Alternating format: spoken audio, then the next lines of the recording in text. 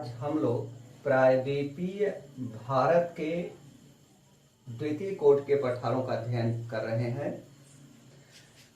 प्रायद्वीपीय भारत का विस्तार उत्तर के विशाल मैदान के दक्षिण में कन्याकुमारी के निकट तक 16.5 lakh 16.5 lakh square kilometre area में क्षेत्रफल में प्रायद्वीपीय पठार का विस्तार है।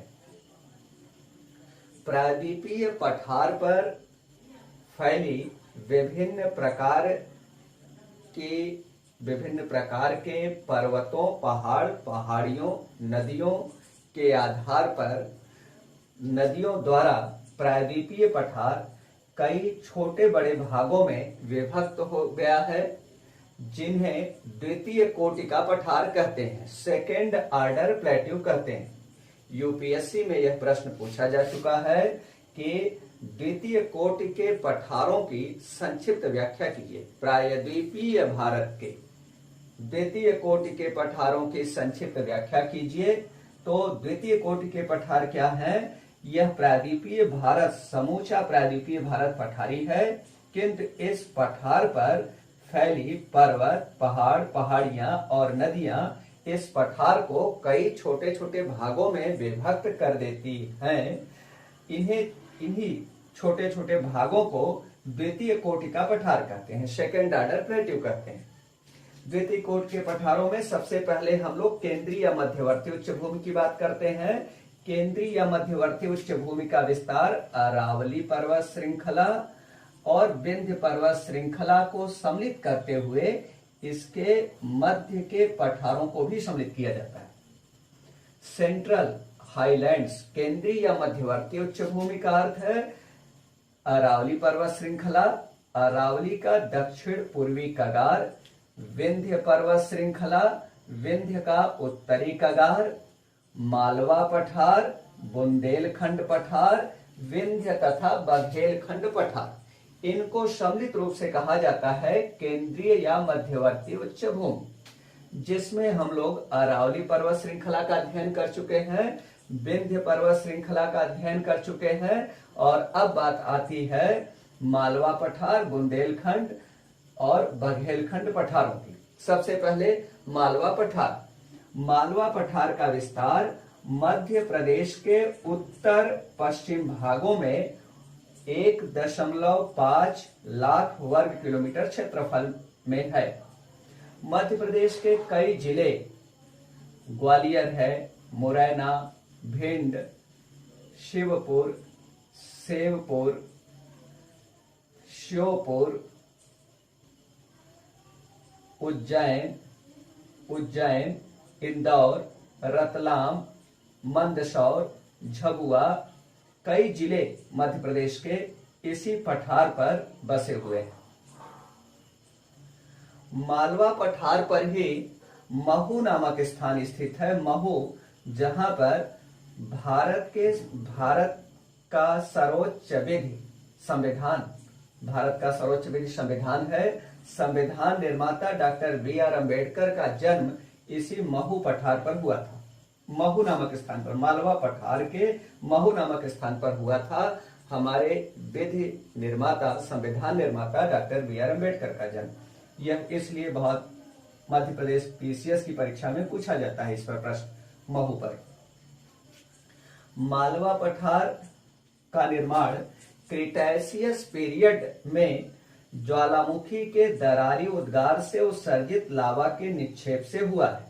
क्रिटेशियस पीरियड में यहाँ पर ज्वालामुखी का दरारी उद्गार हुआ। इस दरारी उद्गार से उत्सर्जित लावा का निक्षेप यहाँ पर हुआ और जिससे इस पठार का निर्माण हुआ है। स्पष्ट है कि इस पठार पर बैसाल्ट चट्टानें थी और कई क्षेत्रों में बैसाल्ट चट्टानों का अपक्षय अपर्दन होने से काली मृदा विकसित हुई है। इस मालवा पठार पर काली मृदा विकसित हुई है, किंतु वर्षा की मात्रा यहाँ कम है। अरावली है और इधर विंध्य पर्वत श्रृंखला है। मानसूनी आर्द्रता युक्त मानसूनी हवाएं मालवा पठार पर कम पहुंच पाती हैं पर्वतीय अवरोध के कारण। इस कारण मालवा पठार देश का एक शुष्क पठार है। यहाँ की औसत वार्षिक वर्षा 50 से 100 सेंटीमीटर के मध्य है, किंतु अधिकांश क्षेत्रों की वर्षा 50 से 70 सेंटीमीटर के ही मध्य होती है। इसी कारण मालवा पठार पर कटीले वन और मालवा पठार पर शुष्क पतझड़ वनों का विस्तार है। ड्राई डेसिडुअस फॉरेस्ट का विस्तार है। मालवा पठार पर शुष्क पतझड़ वनों का ड्राई डेसिडुअस फॉरेस्ट का विस्तार है और इन वनों में भील, उराव, संथाल जनजातियां निवास करती हैं। मालवा पठार की 3 प्रमुख जनजातियां हैं। भील जनजाति वर्तमान समय में भारत की सर्वाधिक जनसंख्या वाली जनजाति अब गोंड नहीं है बल्कि भील हो चुकी है, वह मालवा पठार पर निवास करती है। संथाल जनजातियां जो छोटा नागपुर पठार की सबसे प्रमुख जनजाति है संथाल, वह भी यहाँ निवास करती है। और उराव जनजातियां, 3 जनजातियां प्रमुख हैं, भील, उराव और संथाल। ये जनजातियां मालवा पठार पर निवास करती हैं। मालवा पठार से होकर के चंबल नदी प्रवाहित होती है। चंबल और इसकी सहायक नदियों के बेसिन क्षेत्र में अवनालिका अपर्दन हुआ है। गुल्ली इरोजन, अवनालिका अपर्दन के टॉपिक में हम लोग पढ़ेंगे कि अवनालिका अपर्दन क्या होता है। अवनालिका अपर्दन होने के कारण यह भूभाग काफी उबड़ खाबड़ हो चुका है, जिसे हम लोग कहते हैं बैड लैंड, उत्खात भूमि। मालवा पठार एक उत्खात भूमि के रूप में परिवर्तित हो चुकी है अवनालिका अपर्दन के कारण। देश के जितने भी द्वितीय कोटि के पठार हैं उनमें सर्वाधिक अवनालिका अपर्दन से जो ग्रसित पठार है वह है मालवा पठार। अवनालिका अपर्दन के कारण यह उबड़ खाबड़ पठार बन गया है। इस बैड लैंड को, उत्खात भूमि को चंबल का बीहड़ भी कहते हैं। चंबल का बीहड़ के नाम से जाना जाता है। उबड़ खाबड़ भूभाग होने के कारण परिवहन सुविधाओं का विकास नहीं हो पाया है। संचार सुविधाएं बहुत, आज भी विकास जारी है, लेकिन संचार सुविधाओं का भी बड़े पैमाने पर यहाँ विकास नहीं हो पाया है। परिवहन संचार सुविधाओं का विकास न होने के कारण औद्योगिक विकास नहीं हो पाया। यहाँ पर वर्षा कम होती है और सिंचाई सुविधाओं का भी अभाव है। इस कारण कृषि भी उन्नतिशील अवस्था में नहीं है। कृषि कार्य भी यहाँ पिछड़ा हुआ है, कृषि भी पिछड़ा हुआ है और इसी कारण सामाजिक आर्थिक विकास यहाँ पर कम हुआ है। मालवा पठार या चंबल के बीहड़ में आर्थिक और सामाजिक विकास कम होने के कारण और उबड़ खाबड़ भूभाग था, जहां से बचना बहुत आसान होता था अराजक तत्वों को। इसी कारण मालवा पठार लंबे समय तक डाकुओं की शरण स्थली बना रहा। किंतु वर्तमान समय में संचार सुविधाओं का विस्तार तो पूरे देश में हो ही रहा है, जिसके कारण अब यहाँ पर डाकुओं की संख्या कम हुई है। फिर भी बहुत से अराजक तत्वों का आज भी यह स्वर्ग बना हुआ है। बहुत से ऐसे अराजक तत्व हैं जो अपहरण, डकैती आदि का कार्य करते हैं और इस मालवा पठार पर बसे हुए हैं। मालवा पठार की मृदा के बारे में आप जानिए। काली मृदा का क्षेत्र है, इस कारण यहाँ कपास की भी खेती की जाती है। लेकिन यहाँ की जो प्रमुख फसलें हैं वो है तिलहन और दलहन। तिलहन में जैसे सरसों का उत्पादन, तिल का उत्पादन, अलसी का उत्पादन बड़े पैमानों पर किया जाता है, बड़े पैमाने पर किया जाता है। दलहन का उत्पादन यहाँ बड़े पैमाने पर होता है। दलहन में यहाँ पर मूंग, मसूर, चना का उत्पादन ज्यादा होता है। मूंग, मसूर, चना का उत्पादन मालवा पठार पर अधिक होता है। कपास की भी खेती की जाती है काली मृदा होने के कारण, लेकिन वह काठियावाड़ पठार और दक्कन ट्राइब की तरह विकसित नहीं है। मालवा पठार की जो पूर्वी सीमा बनाती है, मालवा पठार की पूर्वी सीमा, उसको हम लोग काली सिंध को कह सकते हैं। काली सिंध मालवा पठार की पूर्वी सीमा बनाती है। मालवा पठार के पूर्व में हम लोग आते हैं तो बुंदेलखंड पठार है। बुंदेलखंड पठार का विस्तार उत्तर प्रदेश के दक्षिण पश्चिम भागों में और मध्य प्रदेश के मध्य उत्तरी भागों में बुंदेलखंड पठार का विस्तार है। उत्तर प्रदेश का ललितपुर, झांसी, जालौन, हमीरपुर, बांदा, चित्रकूट, महोबा, ये जिले बुंदेलखंड पठार पर ही बसे हुए हैं। यूपी के कौन कौन से जिले बुंदेलखंड पठार पर हैं? ललितपुर, झांसी, महोबा, चित्रकूट, बांदा, जालौन, हमीरपुर, ये इसी पठार पर हैं। इसके अलावा मध्य प्रदेश के कई जिले इस पठार, 4 जिले मुख्य रूप से हैं मध्य प्रदेश का, जैसे टीकमगढ़ है, छतरपुर है, पन्ना है, और छतरपुर, पन्ना, टीकमगढ़, दतिया, ये सब जिले बुंदेलखंड पठार पर ही बसे हुए हैं। बुंदेलखंड पठार पर ही मध्य प्रदेश का पन्ना जिला पड़ता है, जो डायमंड के उत्पादन में, हीरा के उत्पादन में देश में प्रथम स्थान पर है। बुंदेलखंड पठार ग्रेनाइट और नीस चट्टानों से निर्मित है। ग्रेनाइट और ग्रेनाइट का रूपांतरित रूप नीस चट्टानों से निर्मित है बुंदेलखंड पठार। देश का सबसे ज्यादा ग्रेनाइट स्लेट्स, जो बिल्डिंग मटेरियल के रूप में प्रयुक्त हो रहा है, ग्रेनाइट स्लेट्स, उसका उत्पादन करने वाला पठार यही बुंदेलखंड पठार है।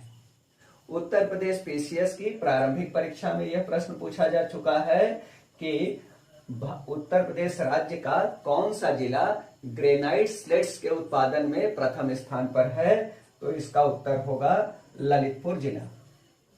बुंदेलखंड पठार के बीचों बीच प्रवाहित होती है बेतवा नदी।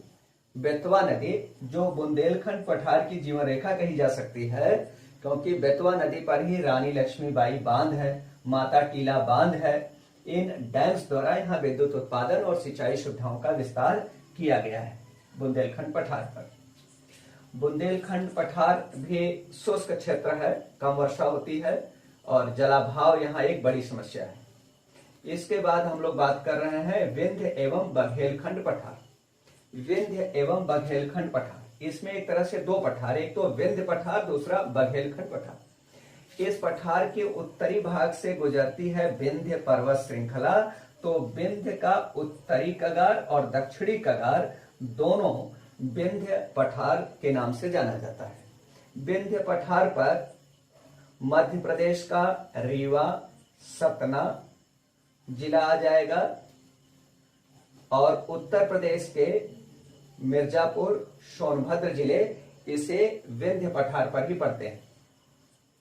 मध्य प्रदेश का रीवा है, सतना है, वो इसी विंध्य पठार पर ही पड़ेगा।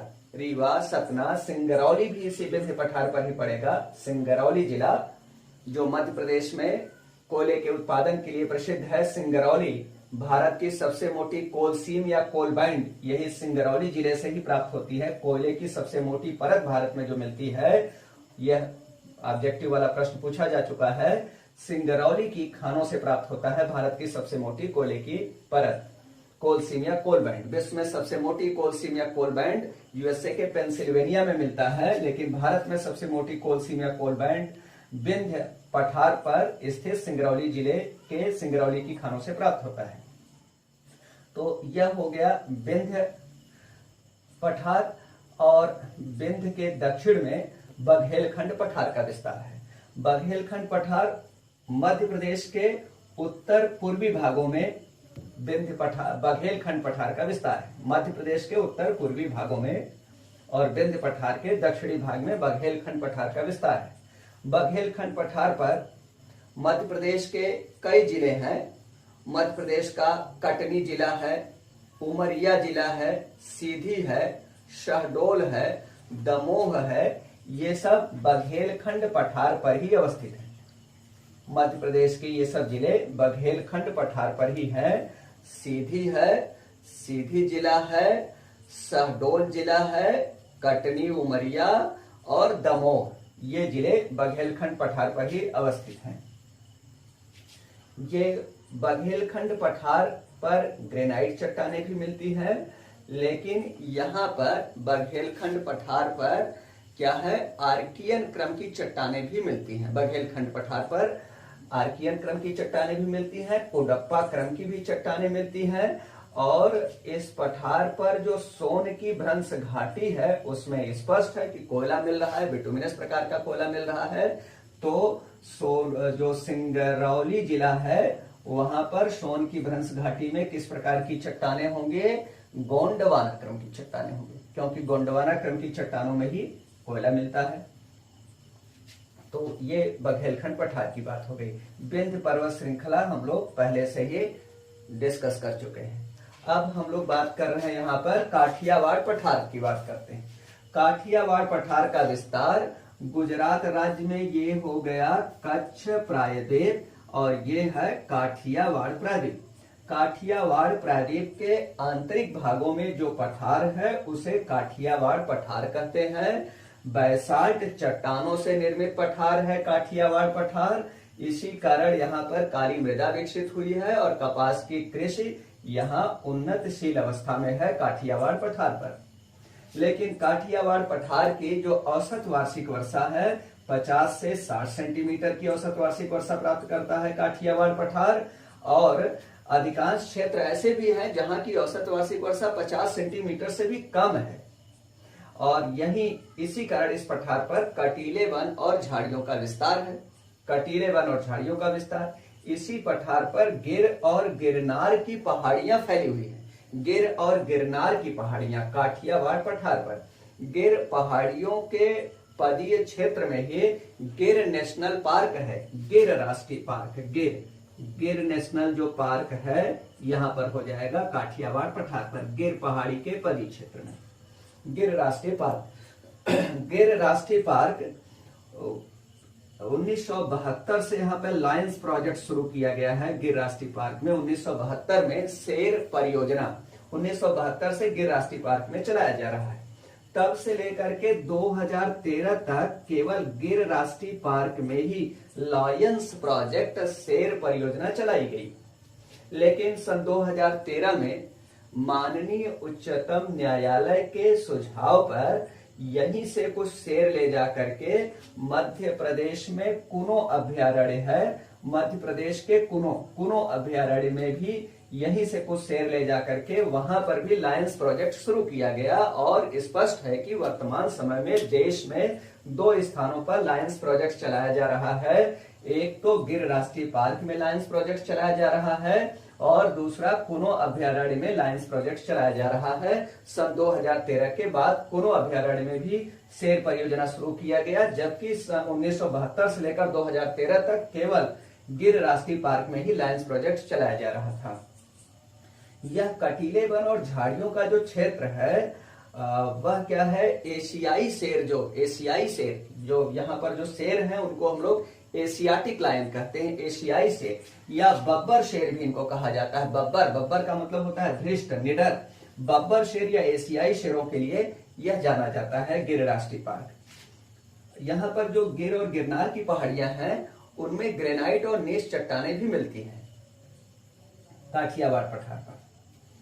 बब्बर शेर जो होते हैं, बब्बर इसलिए कहा जाता है कि देखने में बड़े धृष्ट लगते हैं, निडर लगते हैं। इनके चेहरे पर ऐसे बाल होता है और वो बाहर की ओर उभरा हुआ होता है। जैसे जो पुलिस वाले होते हैं तो उनमें अगर मूछें थोड़ी बड़ी बड़ी सी होती हैं तो डरावने लगते हैं, चाहे वो उतने डरावने ना हो, लेकिन अगर उनकी मूछें बड़ी है तो डरावने लगते हैं। ठीक वैसे ही ये जो शेर होते हैं इनके चेहरे पर बड़ी बड़ी बाल होता है, जिसके कारण ये डरावने दिखते हैं और इसी कारण बब्बर शेर कहते हैं एशियाटिक लायंस को, जो गिर राष्ट्रीय पार्क में और पूरा काठियावाड़ पठार के जो क्षेत्र है उस पर इनका सबसे प्रमुख नैसर्गिक निवास क्षेत्र है, नेचुरल हैबिटेट है एशियाटिक लायन का गिर राष्ट्रीय पार्क। और स्पष्ट है कि वर्तमान समय में इनकी संख्या देश में तेजी से बढ़ भी रही है। जो इनकी जनगणना की जा रही है प्रति 2 वर्ष के अंतराल पर, उसमें देखा जा रहा है फुटप्रिंट विधि द्वारा, कैमरा विधि द्वारा इनकी जो जनगणना की जाती है उसमें देखा जा रहा है कि विगत वर्षों में इनकी जनसंख्या तेजी से बढ़ी है। इनकी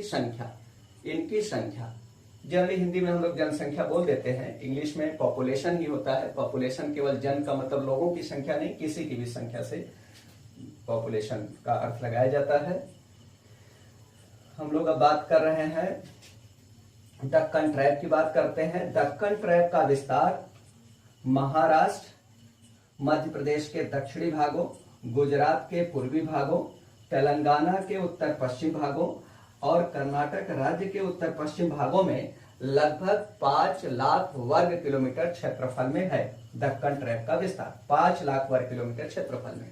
इसका सर्वाधिक विस्तार मध्य महाराष्ट्र, दक्कन ट्रैप का सर्वाधिक विस्तार महाराष्ट्र राज्य में है, मध्य प्रदेश में नहीं।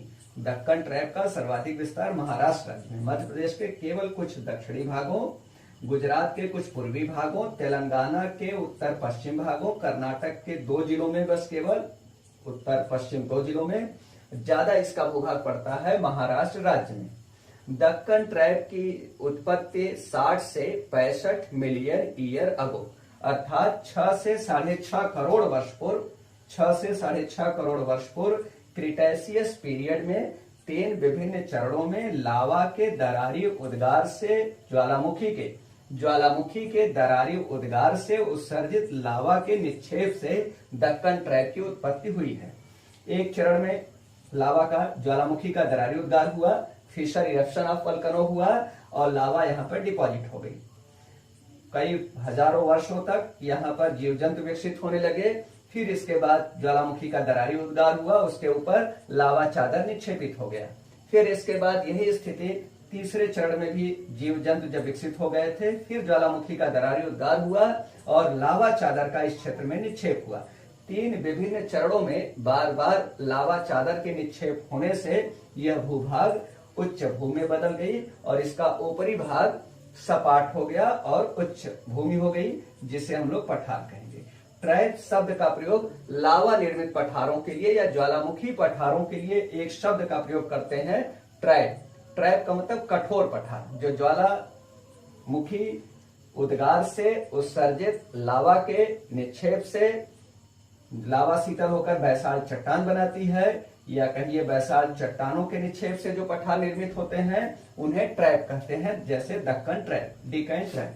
तो सामान्यतः ये अग्नेय चट्टान से निर्मित है, बैसाल्ट चट्टान से निर्मित है। अग्नेय चट्टानें जीवाश्म रहित होती हैं, फॉसिल लेस होती हैं, किंतु जो दक्कन ट्रैप है यहाँ की चट्टानों में इसके नीचे जीवाश्म के विशाल भंडार का अनुमान लगाया जाता है दक्कन ट्रैप में। और लावा निर्मित पठार है, बैसाल्ट निर्मित पठार है। बैसाल्ट के अपक्षय अपर्दन से यहाँ काली मृदा विकसित हुई है, ब्लैक सॉइल, छोटे कणों वाली मृदा है। ब्लैक सॉइल पर प्रश्न आता है कि इसमें स्वयं जोतने की क्षमता पाई जाती है। यह मृदा में जब यह मृदा सूखने लगती है तो इसमें दरारें पड़ जाती हैं। दरार पड़ जाने से क्या होता है, मृदा में निर्मित प्राकृतिक केशनलियां टूट जाती हैं, जिससे नीचे की नमी ऊपर आकर वाष्पित नहीं हो पाती। और इसी कारण भारत की काली मृदा में जल धारण क्षमता सर्वाधिक होती है। Maximum capacity of water retention capacity, जल धारण क्षमता, भारत की सर्वाधिक जल धारण क्षमता वाली मृदा है काली मृदा, ब्लैक सॉइल, या वह मृदा जिसमें स्वयं जुतने की क्षमता पाई जाती है, काली मृदा। काली मृदा भारत के किस राज्य के सर्वाधिक क्षेत्रफल पर पाई जाती है, तो इसका उत्तर होगा महाराष्ट्र। तीसरा प्रश्न अगर ये आता है कि काली मृदा का सर्वाधिक विस्तार किस राज्य में है, तो महाराष्ट्र उत्तर हो जाएगा। और यही कारण है कि यहाँ विस्तृत पैमाने पर कपास की खेती की जा रही है महाराष्ट्र राज्य में। लेकिन विगत कुछ वर्षों से कपास के उत्पादन में गुजरात राज्य प्रथम स्थान पर है और महाराष्ट्र द्वितीय स्थान पर है। और ये दोनों राज्य अपने उच्च गुणवत्ता वाले सूती वस्त्रों के निर्माण के लिए उच्च गुणवत्ता वाले कपास का आयात करते हैं। सामान्यतः गुजरात राज्य आयात करता है मिस्र से और महाराष्ट्र राज्य उच्च गुणवत्ता वाले कपास का आयात करता है यूएसए से। इसलिए महाराष्ट्र राज्य के उच्च गुणवत्ता वाले सूती वस्त्रों को अमेरिकी सूती वस्त्र और गुजरात राज्य के उच्च गुणवत्ता वाले सूती वस्त्रों को मिस्री सूती वस्त्र भी कहते हैं। दक्कन ट्रैप के बाद हम लोग बात कर रहे हैं कर्नाटक पठार। कर्नाटक पठार दक्कन ट्रैप के दक्षिण में इस पठार का विस्तार है। कर्नाटक राज्य में है 1.83 लाख स्क्वायर किलोमीटर क्षेत्रफल में कर्नाटक राज्य में कर्नाटक पठार का विस्तार है। 1.83 लाख वर्ग किलोमीटर क्षेत्रफल में कर्नाटक राज्य में कर्नाटक पठार का विस्तार है। कर्नाटक पठार का जो दक्षिण पूर्वी भाग है इसे मैसूर पठार कहते हैं, और जो उत्तर पूर्वी भाग है इसे धारवाड़ पठार कहते हैं, जहां धारवाड़ जिला बसा है। धारवाड़ जिले के नाम से ही धारवाड़ क्रम की चट्टान शब्द का प्रयोग करते हैं। और कर्नाटक पठार का जो पश्चिमी भाग है, जो वास्तव में मध्य सह्याद्री का पूर्वी पदीय क्षेत्र है, मध्य सह्याद्री का पूर्वी पदीय क्षेत्र, जिसका विस्तार कर्नाटक राज्य के पश्चिमी भागों में है, उसे मालनाड पठार कहते हैं। मालनाड पठार। इस प्रकार कर्नाटक पठार को मुख्य रूप से 3 भागों में विभाजित कर सकते हैं। दक्षिण पूर्वी भाग को मैसूर पठार, उत्तर पूर्वी भाग को धारवाड़ पठार और पश्चिमी भाग को मालनाड पठार, और सम्मिलित रूप से कर्नाटक पठार। पूरे प्रायद्वीपीय भारत का सबसे ऊंचा पठार कर्नाटक पठार। कर्नाटक पठार की समुद्र तल से औसत ऊंचाई 600 मीटर से 1000 मीटर के मध्य है, किंतु कई स्थानों पर इसकी समुद्र तल से इसकी ऊंचाई 1000 मीटर से भी अधिक है। इसी पठार पर मध्य सह्याद्री की सबसे ऊंची चोटी मुलानगिरी स्थित है, जिसकी ऊंचाई 1913 मीटर है। मुलानगिरी। इसी पठार पर कुद्रेमुख चोटी है बाबा बुदन की पहाड़ियों में, जिसकी ऊंचाई 1892 मीटर है। तो यह काफी ऊंचा पठार है। यह दृढ़ रूपांतरित चट्टानों से निर्मित पठार है। रवेदार ग्रेनाइट चट्टानें भी इस पर मिलती हैं। नीस मिलता है। दक्षिणी भागों में चर्नोकाइट मिलता है। रूपांतरित चट्टानों की यहाँ पर अधिकता है, और ग्रेनाइट चट्टान जो आग्नेय चट्टान है उसकी भी यहाँ पर अधिकता है। सबसे ऊंचा पठार है। दृढ़ आग्नेय और रूपांतरित चट्टानों से निर्मित होने के कारण देश का सबसे सुरक्षित पठार माना जाता है विवर्तनिक घटनाओं की दृष्टि से। भूकंप तथा ज्वालामुखी की दृष्टि से देश का सबसे सुरक्षित पठार कर्नाटक पठार। दक्षिण भारत का सबसे ऊंचा पठार कर्नाटक पठार। सबसे ज्यादा स्वर्ण का, सोने का उत्पादन करने वाला पठार मैसूर पठार। कोलार गोल्डफील्ड मैसूर पठार पर ही स्थित है। कर्नाटक पठार का ही जो एक हिस्सा है। इसी पठार पर बाबा बुदन के ढालों पर कुद्रेमुख चोटी के निकट कुद्रेमुख की खानें स्थित है। कुद्रेमुख माइन स्थित है, जो दक्षिण भारत का सर्वाधिक लौह अयस्क उत्पादक खान है। इस पठार पर लोहे का उत्पादन, सीसा, जस्ता, मैंगनीज का उत्पादन बड़े पैमाने पर किया जा रहा है। कर्नाटक पठार। औद्योगिक विकास भी इस पठार के दक्षिण पूर्वी भाग का हुआ है। तेजी से औद्योगिक विकास इसका जारी है। अब हम लोग बात करते हैं कोयम्बटूर पठार की।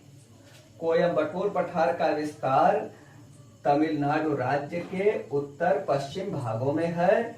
इस पठार पर तमिलनाडु राज्य का जिला एक बसा हुआ है। एक जिला है कोयम्बटूर। कई जिले बसे हैं तमिलनाडु राज्य के, उसमें से एक जिला है कोयम्बटूर जो इसी पठार पर बसा है। इसी कोयम्बटूर जिले के नाम से इस पठार का नाम है कोयम्बटूर पठार।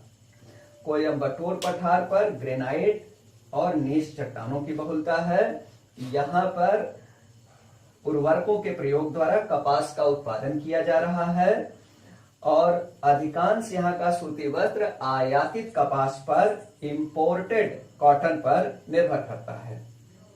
कोयम्बटूर में वैसे पूरा तमिलनाडु राज्य धागों के उत्पादन में, थ्रेड्स के उत्पादन में देश में प्रथम स्थान पर है, और सूती वस्त्र के उत्पादन में महाराष्ट्र, गुजरात के पश्चात तीसरे स्थान पर है तमिलनाडु राज्य। यहाँ पर इसका जो ये कोयम्बटूर पठार पर जो तमिलनाडु राज्य का कोयम्बटूर जिला बसा है, यह जिला देश का सर्वाधिक मिलों की संख्या वाला जिला है। यहाँ 200 मिलें हैं कोयम्बटूर जिले में। अधिकांश मिलें स्पिनिंग मिल्स हैं, अर्थात कताई वाली मिलें हैं जो धागों की कताई करती हैं। वेविंग मिल्स, बुनाई वाली मिलें यहाँ पर कम हैं कोयम्बटूर पठार पर। इसी कारण कोयम्बटूर पठार को न केवल तमिलनाडु राज्य का बल्कि संपूर्ण प्रायद्वीपीय भारत या दक्षिण भारत का भी मानचेस्टर कहते हैं। दक्षिण भारत का मानचेस्टर कोयम्बटूर, तमिलनाडु राज्य का मानचेस्टर कोयम्बटूर, प्रायद्वीपीय भारत का मानचेस्टर कोयम्बटूर।